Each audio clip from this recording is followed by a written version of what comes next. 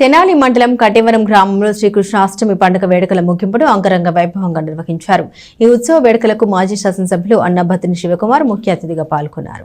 మండల గ్రామమైన కటివరం గ్రామంలో శ్రీకృష్ణాష్టమి వేడుకలు గ్రామంలో ఘనంగా నిర్వహించారు. మంగళవారం రాత్రి జరిగిన ముగింపు వేడుకల్లో భాగంగా శ్రీకృష్ణ భగవాన్ని ప్రత్యేకంగా ట్రాక్టర్పై అలంకరించి ఊరేగింపును అంగరంగ వైభవంగా నిర్వహించారు.